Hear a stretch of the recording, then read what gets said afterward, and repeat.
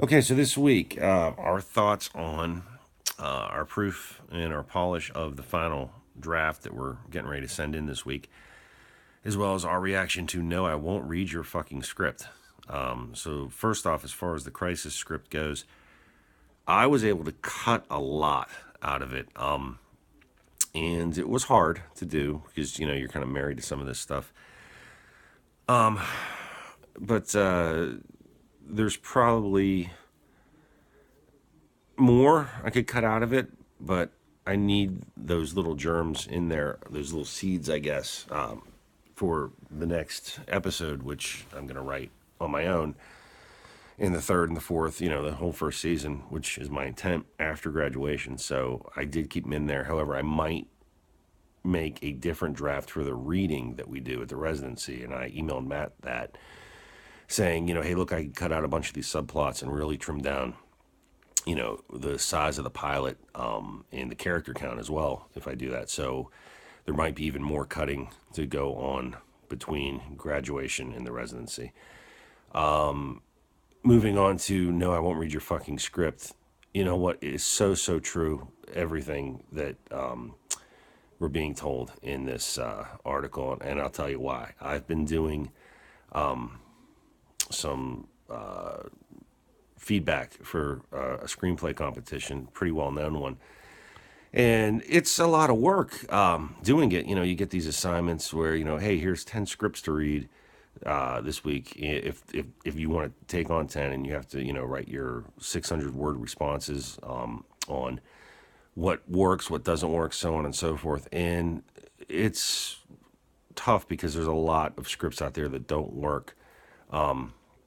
And then, you have to convey to the writer what doesn't work and give them a little bit of sugar, so to speak, to say what does. Well, a lot of instances there's not much sugar to give, and it's hard. It's really, really super hard to be that tough. But I think you need to be tough with your feedback in order to give the writer something to work with.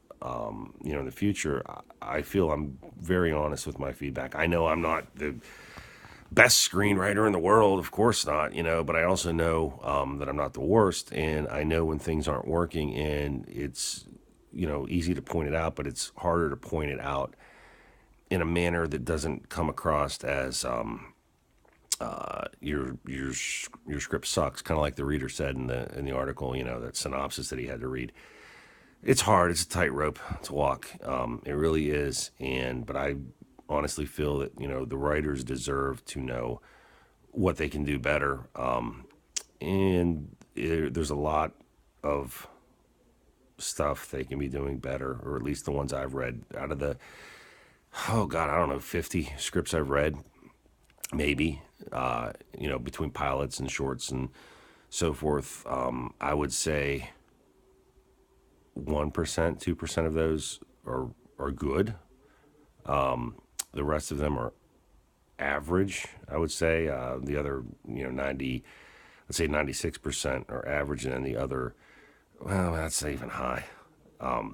There's a lot of bad ones, let's say. And it's tough to let them know, hey, look, you can make this better if you do, start here. So it's hard reading screenplays, and it's hard giving criticism. Not so much that it takes time to do, because I enjoy doing it and enjoy the time vested, but it's so difficult. Like this guy said, you're going to be a jerk either way if you don't read it, or you read it and you give it the frank feedback that it deserves. People look at you like you're an asshole, and it's hard. So I can appreciate that. I have a newfound respect for people that take the time to read my scripts and that do give me the no holds barred criticism. That's what I want. I think that's what every writer should want. Okay, so that's that for this week. I'm just getting it in under the wire here on Sunday night, but we'll move forward this week with the final draft and see all you guys this upcoming weekend.